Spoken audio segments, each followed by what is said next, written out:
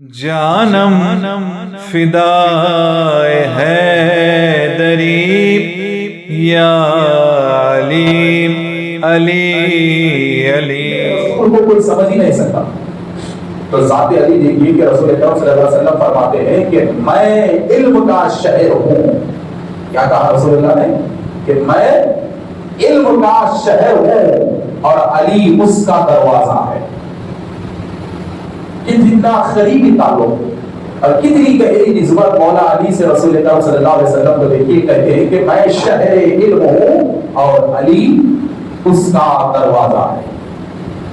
اور یہ علم کے دروازے کا کمال کیا ہے، یہ علم کے دروازے کی عظمت کیا ہے، یہ علم کے دروازے کی نظر کیا ہے؟ تو مولا علی مشکل کشا کہتے ہیں کہ اللہ تبارک و تعالیٰ نے سارے قرآن کے علم کو سورہ فاتحہ میں رکھا۔ سارا قرآن کا، مولا علی کہتے ہیں سارے قرآن کے علم کو سورہ فاتحہ میں رکھا، اور سارے سورہ فاتحہ کے علم کو اس کی بسم اللہ میں رکھا، اور سارے بسم اللہ کے علم کو اس کی پہلی با میں رکھا، اور سارے با کے علم کو اس کے نیچے کے نقطے میں رکھا۔ اور مولا علی کہتے ہیں وہ نقطہ میں ہوں، میں بسم اللہ کے با کا نقطہ ہوں جس میں پورا قرآن کا علم اللہ نے سما دیا ہے۔ تو ایسی شان مولا کائنات، کتنی بڑی شان۔ اور پھر دیکھیے رسول اکرم صلی اللہ علیہ وسلم کے چچا حضرت عباس رضی اللہ تعالیٰ عنہ فرماتے ہیں، اتنے بڑے منصب پر ہو کر خود رسول اللہ کے چچا ہو کر، اور خود ان کے چچا مولا علی مشکل کشا کے چچا ہو کر آپ کہتے ہیں، کیا کہتے ہیں کہ علی کی محبت گناہوں کو ایسے کھا جاتی ہے جیسے آگ لوہے کے زنگ کو کھا جاتی ہے۔ تو گناہوں کو دھونے کا سب سے بہترین ذریعہ مولا علی کی محبت ہے۔ تو خیر، اگر تاریخ اسلام پر نظر ڈالی جائے تو تاریخ ہمیں ایک دن یہ بھی بتاتی ہے کہ ایک جنگ ہوئی، جنگ سے حاصل کیے گئے مال کو مال غنیمت کہتے ہیں، اور اس میں مجاہدین کا بھی حصہ ہوتا ہے، اہل اسلام کا بھی حصہ ہوتا ہے نا؟ تو اب ذرا دیکھیے رسول اکرم صلی اللہ علیہ وسلم کے سامنے مال غنیمت رکھا ہوا ہے، آقا دو عالم صلی اللہ علیہ وسلم اس مال کو مجاہدین اسلام میں بانٹ رہے ہیں۔ تو تاریخ اس دن کو بڑے افسوس کے ساتھ بیان کرتی ہے کہ ذوالخویسرہ نامی ایک شخص منافق تھا، مگر اسلامی لبادے میں مسلمانوں کے بیچ میں تھا۔ رسول اللہ صلی اللہ علیہ وسلم کو جب مال غنیمت بانٹتے ہوئے دیکھا تو فوراً کہا یا رسول اللہ انصاف کیجیے۔ رسول اللہ کو کہا کہ انصاف کیجیے، آپ انصاف سے مال بانٹیے، انصاف کیجیے۔ تو جب رسول اللہ نے یہ جملہ، یہ گستاخی زبان سے سنی تو رسول اللہ کو بہت تکلیف ہوئی، اور صحابہ نے عرض کیا یا رسول اللہ اجازت دیجیے اس گستاخ کی گردن توڑا دیا جائے۔ رسول اللہ نے کہا کہ نہیں، ٹھہرو، یہ اپنے آپ سے نہیں بول رہا ہے، ٹھہرو۔ میرے نبی نے اس سے کہا کہ اس پوری کائنات میں میں انصاف نہیں کروں گا تو اور کون کرے گا، اور تم مجھے کہہ رہا ہے کہ میں انصاف کروں؟ تو میرے نبی نے صحابہ سے کہا کہ اسے مت مارو، اس کی جان مت لو، بلکہ رسول اللہ کہتے ہیں کہ سنو، میں اس کے تعلق سے ایک بات کہتا ہوں کہ ایک دور آئے گا، اس سے ایک ایسی جماعت نکلے گی، اس سے ایک ایسا گروہ نکلے گا، اس سے ایک ایسا فرقہ نکلے گا کہ نمازوں اور عبادتوں میں وہ تم سے آگے ہوں گے، نمازوں اور روزوں میں وہ تم سے آگے ہوں گے، ان کے چہرے بڑے نورانی ہوں گے، ان کے چہرے بڑے حسین اور جمیل ہوں گے، نماز اور روزے میں وہ سب سے آگے ہوں گے۔ رسول اللہ صحابہ سے کہتے ہیں کہ تم سے آگے وہ نماز اور روزوں میں رہیں گے، اور تمہارے نماز اور روزے ان کی عبادت کے سامنے پھیکے پڑ جائیں گے، یا ایسی عبادت کریں گے۔ مگر میرے نبی کہتے ہیں کہ ان کی اندر کی حالت ایسی رہے گی کہ وہ زبان سے تو قرآن پڑھیں گے مگر قرآن ان کے حلق سے نہیں اترے گا، قرآن ان کے حلق سے نہیں اترے گا، گمراہی ان کا مقدر ہوگی، اور وہ دنیا کی بہترین جماعت سے یہ جنگ لڑیں گے، دنیا کی بہترین جماعت سے جو حق پہ قائم رہے گی یہ ان سے جنگ لڑیں گے۔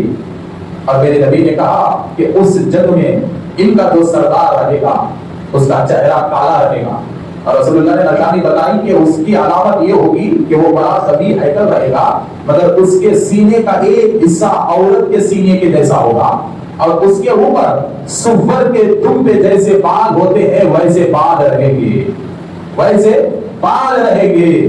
اور اسلام میں یہ تفرقہ ڈالے گا اور ایک نئی جماعت کو تیار کرے گا، نئے فرقے کو تیار کرے گا اور دنیا کی بہترین اور حق پہ رہنے والی جماعت سے یہ مقابلہ کرے گا۔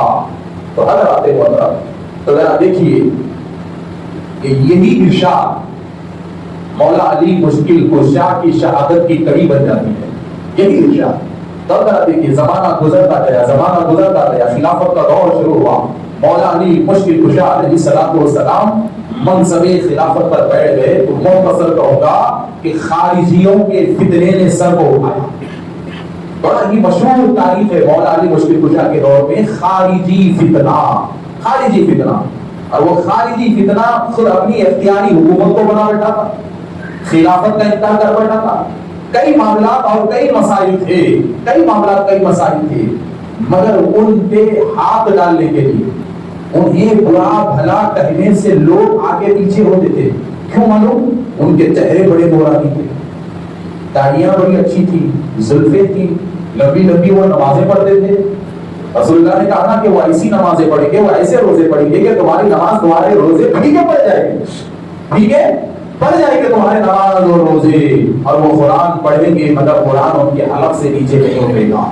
تو یہاں ایک بات میں کہوں گا کہ قرآن ان کے حلق سے نیچے کیوں نہیں اترے گا، اس کی وجہ کیا ہے؟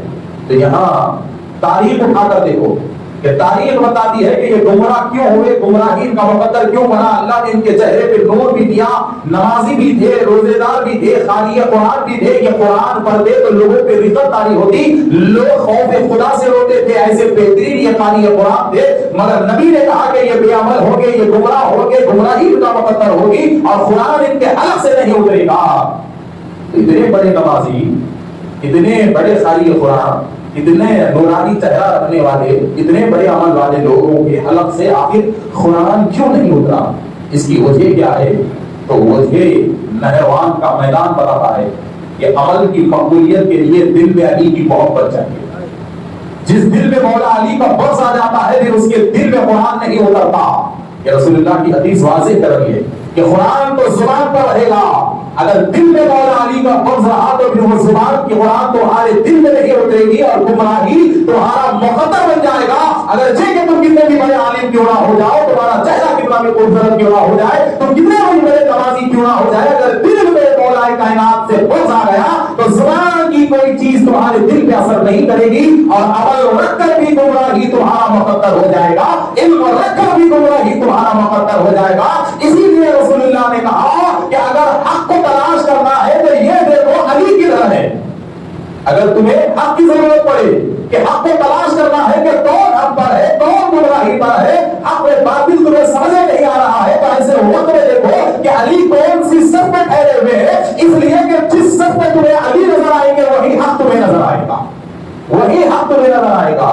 پھر رسول اللہ نے کہا کہ دیکھو قرآن اور علی کا رشتہ یہ ٹوٹنے والا نہیں ہے، قرآن کا اور علی کا رشتہ یہ ٹوٹنے والا نہیں ہے، بلکہ رسول اللہ نے کہا کہ علی قرآن کے ساتھ ہے، قرآن علی کے ساتھ ہے، اور محشر میں یہ دونوں ایک ساتھ رہیں گے، محشر میں یہ دونوں ایک ساتھ رہیں گے۔ تو کتنے قرآن ہم رمضان میں پڑھ رہے ہیں، یاد رکھو اگر اہل بیت کی محبت دل میں نہیں تو زبان کا اثر دل میں نہیں، زبان کا اثر دل میں نہیں، باوجود علم رکھنے کے، عمل رکھنے کے، حد رکھنے کے، چہرہ رکھنے کے، حسب نسب رکھنے کے، اگر محبت علی دل میں نہیں تو پھر گمراہی مقدر ہے، گمراہی مقدر ہے۔ یہ نہروان کی جنگ بتاتی ہے۔ تو میرے دوستوں بڑا دیکھیے، ایک وقت ایسا آیا کہ خارجیوں کے فتنے نے جنم لیا، اور وہ لوگ کیسے تھے؟ نمازیں لمبی لمبی پڑھنے والے، روزے لمبے لمبے رکھنے والے، مگر ان کا مقصد مولا علی کی مخالفت ہے۔ تو بحیثیت خلیفہ مولا علی مشکل کشا نے ان کے معاملات میں بہت صبر کیا، بہت صبر کیا، بہت صبر کیا، اور آدھی سلطنت کنفیوز تھی کہ حق پہ کون ہے، علی ہے کہ یہ ہے، جبکہ رسول اللہ نے واضح کہہ دیا تھا کہ علی جلالہ ادھر حق پر ہے، مگر ان کے چہروں میں اتنی خوبصورتی تھی، ان کا عمل اتنا لمبا تھا کہ تابعی، ایسے تابعی جنہوں نے بڑے بڑے صحابہ کی شاگردی کو استعمال کیا ہوا، ایسے لوگ بھی حیران ہو گئے تھے کہ آخر ایسے لوگ گمراہ کیسے ہو سکتے ہیں۔ اور اس وقت کچھ لوگوں نے مولا علی کو غلط بھی کہہ دیا کہ آپ بزرگوں کے خلاف تلوار اٹھا رہے ہیں، اللہ والوں کے خلاف آپ تلوار اٹھا رہے ہیں، ایسا بھی کہہ دیا مگر میدان جنگ میں حقیقت سامنے آئی۔ تو دیکھو ہوا کیا، مختصر طور پر مخالفت جب حد سے زیادہ بڑی، مولا کائنات نے صبر کیا، ان کو سمجھاتے رہے، اور ادھر بیچ کے لوگ کنفیوز ہوتے رہے کہ بھئی اتنے بڑے عبادت گزار لوگ اور علی ان کے خلاف جنگ لڑیں گے، اللہ اکبر، یہ تو اولیاء ہے اور اولیاء کے خلاف جنگ لڑیں گے۔ تو مولا علی کا مقصد ان سے جنگ تھا ہی نہیں، ان کو ہدایت کی تبلیغ کرنا تھا، مگر جنگ پہ ہی آمادہ ہوئے۔ کیسے آمادہ ہوئے کہ مولا کائنات مہینے میں ایک مرتبہ دو آدمی ان کے پاس بھیجا دے کہ سمجھاؤ انہیں، مگر سمجھنے کو تیار نہیں تھے مالی جی۔ تو ایک دن کیا ہوا کہ انہوں نے کوفہ پہ حملہ کرنے کا پروگرام بنایا، اور کوفہ اس وقت مولا کائنات کا کیپٹل تھا، آپ کی کیپٹل سٹی تھی، وہیں سے آپ حکومت کو سنبھالتے تھے۔ تو کوفہ پہ حملہ کرنے کا پروگرام بنایا، اور کیسے وقت پہ پروگرام بنایا کہ مضبوط نقشہ کھینچا گیا کہ جس وقت مولا علی دوسری جنگ میں مصروف رہیں گے اس وقت ہم کوفہ پہ حملہ کریں گے۔ جو اسے کہتے ہیں منافقت، کہ جنگ کو آ رہے ہیں مگر پیٹ پیچھے سے، کہ جس وقت علی دوسری جنگ میں مصروف رہیں گے کوفہ پہ حملہ کریں گے۔ تو جب یہ ساری کارستانیاں مولا علی کو معلوم ہو گئی اور حضرت علی کے کوفہ چھوڑنے کا قدری آیا تاریخ بتاتی ہے، تو وہ لوگ فوج کو لے کے نکل گئے، اور ادھر حضرت علی کو اطلاع ملی کہ خارجی کوفہ پہ حملہ کرنے آ رہے ہیں۔ تو مولا کائنات ان کو روکنے کو گئے، روکنے کے لیے گئے۔ تو اب دیکھیے میں یہاں ایک چیز آپ کو بتاتا ہوں کہ مولا علی مشکل کشا کے لشکر میں مولا علی کے خاص ساتھی خود مولا علی پہ شک کرنے لگے ان کے چہروں کو دیکھ کے، جو کہ سب متاثر تھے ان کی عبادت سے، سب متاثر تھے ان کے چہروں سے کہ مولا علی کو دیکھ کے شک کرنے لگے۔ بلکہ خود عبداللہ ابن جندب کا بھی یہی حال تھا کہ کوفہ سے نہروان تک مولا علی کے تعلق سے ان پہ شک تھا کہ علی یہ کیا کر رہے ہیں، خالی قرآن، نماز، روزہ، بڑے بڑے نمازیں پڑھنے والے، اللہ کا خوف دل میں رکھنے والی جماعت پہ علی تلوار اٹھا رہے ہیں، آپ یہ کیا کر رہے ہیں؟ مگر میرے دوستو ذرا دیکھو، میرے نبی نے کہا کہ علی جدھر ہے حق ادھر ہے، اور نہروان کے میدان سے پہلے ہی مولا علی مشکل کشا کے لشکر پہ حق واضح ہو گیا۔ اور کیسے واضح ہو گیا ذرا دیکھیے، مولا علی راستے سے جا رہے ہیں، ایک عبادت خانہ آیا، وہاں ایک بڑا نجومی بیٹھا ہوا تھا، اور اس دور میں علم نجوم، ستاروں کے علم کو جاننے والے بہت ماہر لوگ تھے۔ وہ بھی اپنے عبادت خانے سے باہر نکلا، لشکر کو روکا اور حضرت علی سے کہا، مولا علی سے کہا کہ علی رک جائیے، میدان جنگ مت جائیے، کچھ دیر اس میدان میں ٹھہریے۔ تو مولا علی نے پوچھا وہ کیوں؟ تو کہا کہ فی الوقت تمہاری لشکر کا ستارہ گردش میں، آپ کا ستارہ آپ کے فیور میں نہیں ہے، اگر آپ میدان جنگ میں یہ ٹائم جائیں گے تو آپ جنگ ہار جائیں گے۔ ارے باپ العلم ہے، علم کے دروازے کو ستاروں کی تعلیم سکھا رہا ہے۔ مولا کائنات سوال اسی ہو گئے، کہا کہ اچھا تو آپ علم نجوم کو جانتے ہیں، نجومی ہیں، ستاروں کی تعلیم کو جانتے ہیں؟ کہا ہاں وہی جان کے کہہ رہا ہوں کہ تمہارا ستارہ خطرے میں ہے، مت جائیے۔ تو مولا کائنات نے کہا کہ اچھا یہ بتاؤ، ایک ستارے کا نام لیا، بولا کہ اس وقت اس ستارے کی گردش کیسی ہے؟ وہ بیچارہ سر بجھایا اور کہا کہ علی اس نام کا بھی ستارہ ہوتا ہے؟ تو میں پہلی بات سن رہا ہوں۔ تو کہا بے شک ہوتا ہے، تمہیں نہیں معلوم؟ تم تو کہہ رہے تھے کہ تم نجومی ہو اور مجھے کہتے ہو کہ میرا ستارہ گردش میں، میرا ستارہ گردش میں۔ کہا کہ میں اس ستارے کو نہیں جانتا، کہا کہ اس نام کا ستارہ کے آسمان میں موجود ہے۔ تو پوچھا اچھا یہ بتاؤ زمین کی کیفیت سے تم واقف ہو؟ کہا بے شک زمین کی کیفیت سے بھی میں واقف ہوں۔ تو مولا کائنات نے کہا یہ بتاؤ تمہارے پیر کے نیچے کیا ہے؟ تمہارے پیر کے نیچے کیا ہے؟ تو کہا کچھ بھی نہیں ہے، مٹی ہے۔ تو کہا غلط، تیرے پیر کے نیچے کہا خدا، تیرے پیر کے نیچے کیا ہے میں بتاتا ہوں، سن، ہٹ جا، کسی سے مٹی ہٹا لے، کھدوا لے، وہاں میں تجھے ایک تھال ملے گا اور اس تھال میں سونے کی اشرفیاں رہیں گی، اس تھال میں سونے کی اشرفیاں رہیں گی۔ بڑا حیران ہوا، اور وہ لشکر جو آگے پیچھے ہو رہا تھا میدان جنگ میں، ان لوگوں پہ حملہ کرنے کے لیے وہ بڑے غور سے مولا علی کی باتیں سننے لگے اور کہنے لگے کہ قسم خدا کی اگر آج زمین کے اندر سے سونے کی اشرفیاں نکل گئی تو علی حق پر ہے، اور نہروان میں جو ٹھہرے ہوئے ہیں وہ گمراہ ہے، وہ باغی ہے، یہی علی کا حق سمجھ میں آ جائے گا۔ تو فوراً گلا کھولا گیا، سونے کی اشرفیاں نکل گئی۔ نجومی حیران ہوا، کہا کہ علی آپ کیسے جانتے ہیں کہ اس میں اشرفیاں تھی؟ تو مولا کائنات نے کہا میں نہیں جانتا، بلکہ ایک زمانہ پہلے مجھے میرے نبی نے بتا دیا تھا کہ تو بھی مجھے ملے گا، اشرفیاں بھی ملے گی، اور جنگ میں کیا ہوگا وہ بھی مجھے میرے نبی نے بتا دیا تھا۔ تو پوچھا علی بتاؤ جنگ میں کیا ہوگا؟ تو مولا علی کہتے ہیں کہ میرے لشکر میں صرف 10 شہید ہوں گے اور خارجیوں میں سے ایک بھی نہیں بچے گا۔ ایک بھی نہیں بچے گا، انجام میں جانتا ہوں، اور تو مجھے کہتا ہے کہ میرا ستارہ گردش میں۔ تو حضرات محترم ذرا دیکھیے، بہرحال وہ مسلمان ہو گیا۔ اب تھوڑا آگے چلتے ہیں، ٹائم ہو رہا، لشکر آگے نکلا تو عموماً رات ہوتی ہے تو پڑاؤ ڈالنا ہی پڑتا ہے۔ تو نہروان کے میدان سے پہلے مولا علی نے پڑاؤ ڈالا۔ تب یہاں پہ آئیے، حضور سیدی محدث رکن سید عبداللہ شاہ صاحب رحمۃ اللہ علیہ اب یہاں پر بڑی واضح بات سمجھاتے ہیں کہ مولا کائنات مشکل کشا شیر خدا حیدر کرار کو عبداللہ ابن جندب بڑی شک کی نگاہ سے دیکھ رہے تھے کہ علی حق پر ہے کیا نہیں۔ تو اسی وقت ایک مخبر آیا، اور مخبر آ کے مولا کائنات سے کہا کہ حضور غضب ہو گیا، خارجی نہروان کو پار کر کے قریب آ رہے ہیں۔ تو مولا علی نے کہا جھوٹا ہے، ایسا ہو ہی نہیں سکتا، تیری خبر غلط ہے۔